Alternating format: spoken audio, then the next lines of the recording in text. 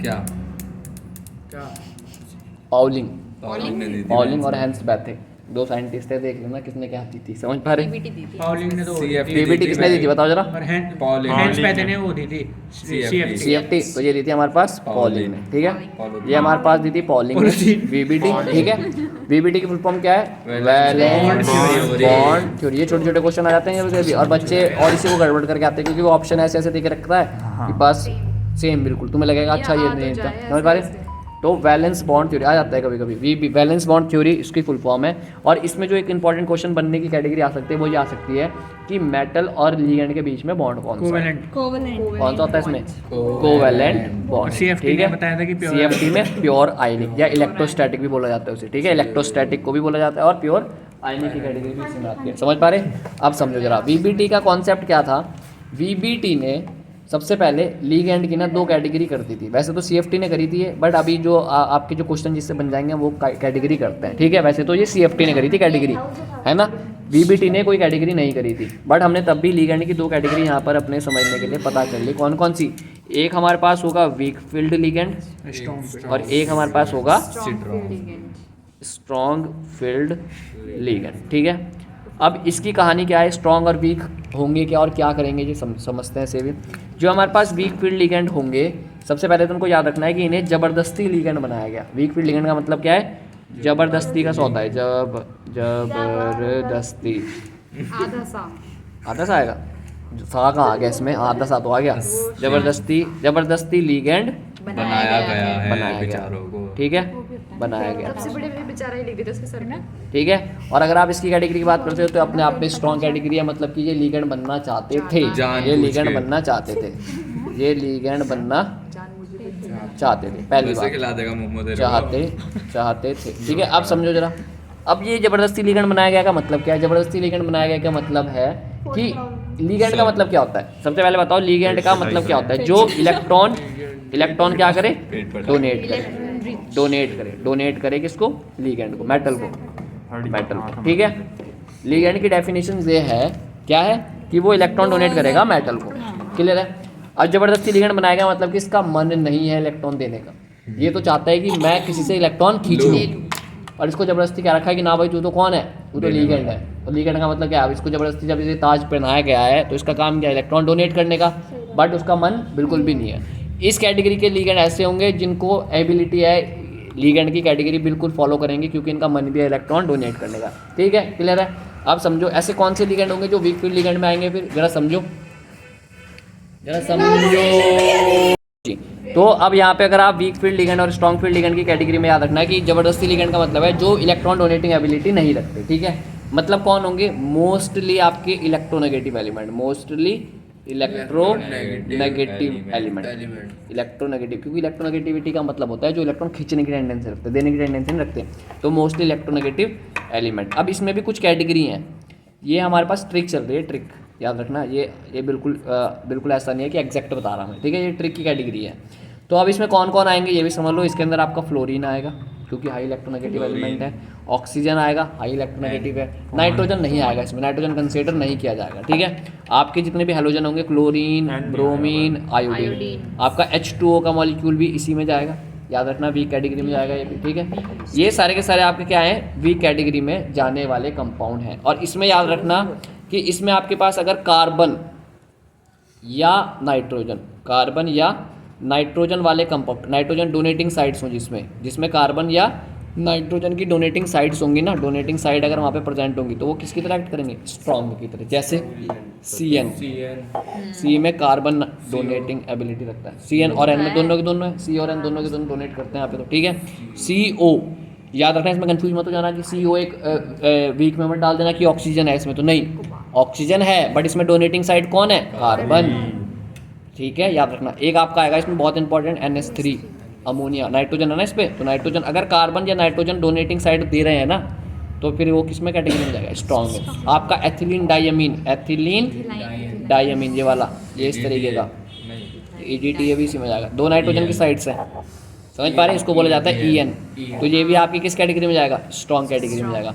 एक एक्सेप्शन क्या है, या फिर इसको एग्जैक्ट समझ लो कि आपका जो ऑक्सिलेट होता है, ऑक्सिलेट C2O4 2 नेगेटिव, तो वो भी किस कैटेगरी में जाएगा, स्ट्रॉन्ग की कैटेगरी में जाएगा। बस इतनी सी कहानी अगर आपको याद है।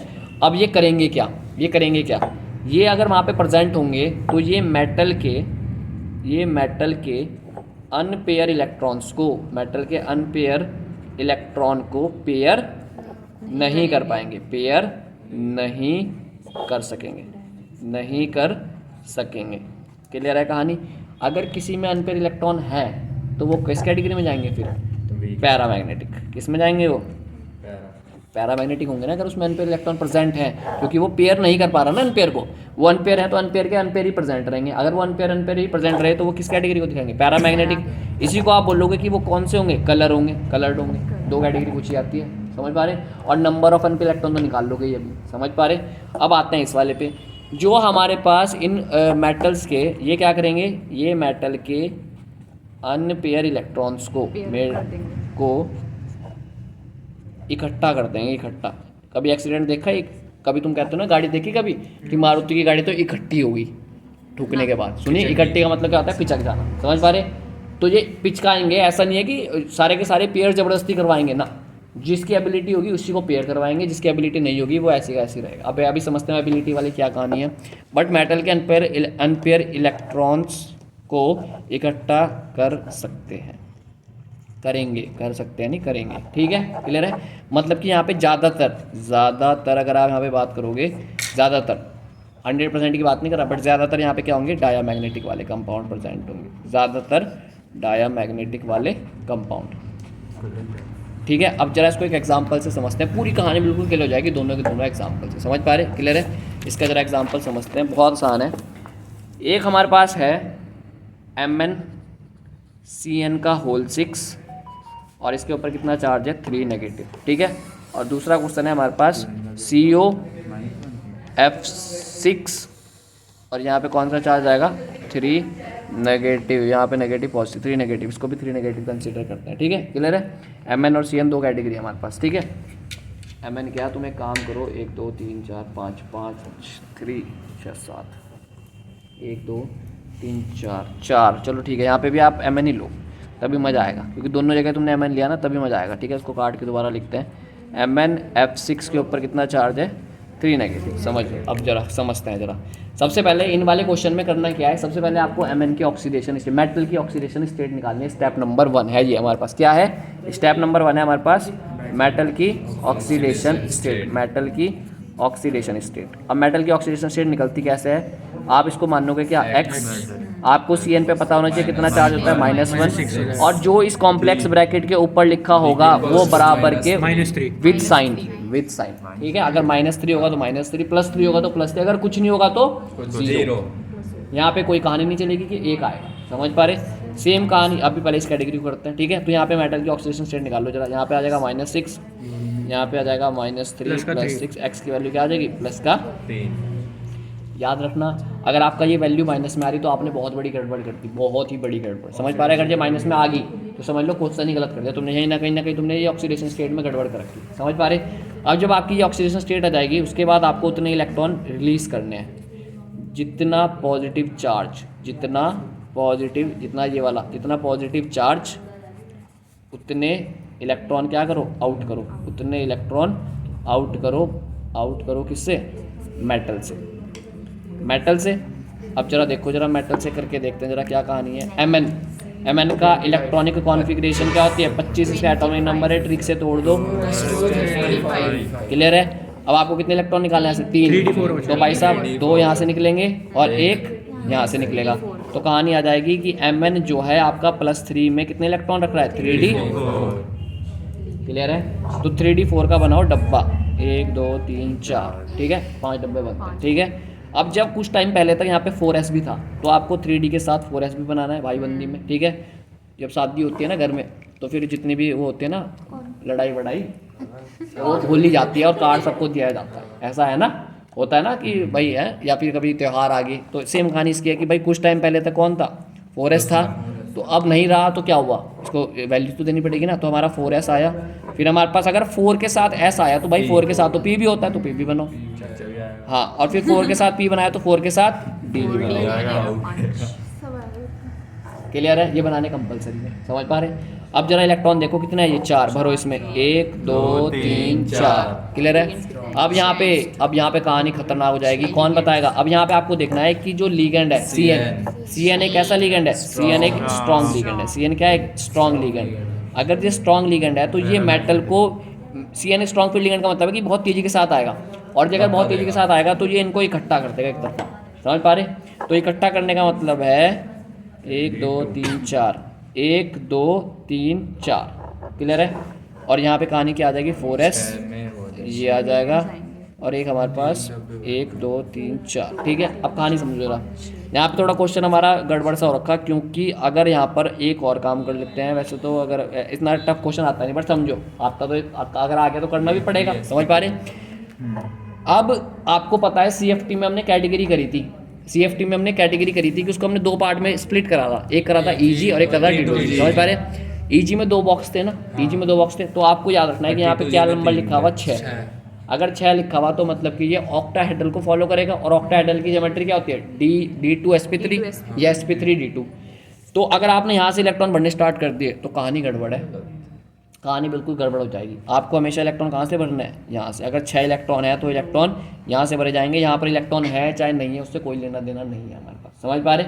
क्लियर है। तो आपके पास इलेक्ट्रॉन यहीं से भरे जाएंगे अगर वहाँ पे 6 इलेक्ट्रॉन क्या है आपके पास, लीगेंड है। तो 1 2 3 4 5 6, तो ये कहानी आपकी क्या आ जाएगी, D2sp3। क्लियर है। ये याद रखना है, ये डब्बा हो चाहे ना हो इससे कोई लेना देना नहीं है, डब्बे यहीं से भरे जाएंगे। अगर वहाँ पे 4 होता तो भाई साहब डब्बा फिर यहीं से भरता, इस D से।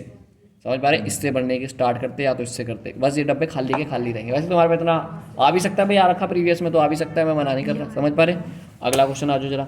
MnF6 की कैटेगरी कर लेते हैं। इसकी भी क्या आएगी, ऑक्सीडेशन स्टेट। इसकी ऑक्सीडेशन स्टेट भी क्या आएगी, +3 आएगी। +3 का मतलब है कि यहाँ पर भी Mn किस फॉर्म में होगा, +3 कैटेगरी में होगा। समझ पा रहे। +3 में होगा। और Mn+3 का मतलब यहाँ पे कितने इलेक्ट्रॉन निकल के आएंगे, 3d4। बिल्कुल सेम कहानी रहने वाली है इसकी तरह, बट इस बार हमारा F एक वीक फील्ड लिगेंड है। अगर ये वीक फील्ड लिगेंड है तो ये इनको पेयर नहीं कर पाएगा, और इलेक्ट्रॉन कहाँ से फुल होंगे, 1 2 3 4 5 6। अब ये कहानी थोड़ी गड़बड़ हो गई हमारी, क्योंकि हमने एग्जाम्पल एग्जैक्ट नहीं ले रखा ना, वरना ऐसे एग्जाम्पल नहीं आते कि जो आपका बने ना हो। समझ पा रहे। अभी अगर आप इसकी ज्योमेट्री देखोगे तो आ जाएगी DSPD, ऐसा कुछ कैटेगरी आएगी, जो कि गड़बड़ है। समझ पा रहे। अभी के लिए गड़बड़ है बट समझने के लिए सही है। समझ पा रहे। क्लियर है। तो ये हमारे पास एक कैटेगरी होने वाली है, और इसका एग्जाम्पल एक कल कंसिडर करेंगे जो बिल्कुल परफेक्ट होगा, जिससे आपको बिल्कुल एक्यूरेट पता चल जाएगा। अभी लॉजिक तो पता चल गया ना क्या है पेयरिंग और अनपेयरिंग का। ठीक है। तो ये हमारे पास कंप्लीट हो गया CFT VBT।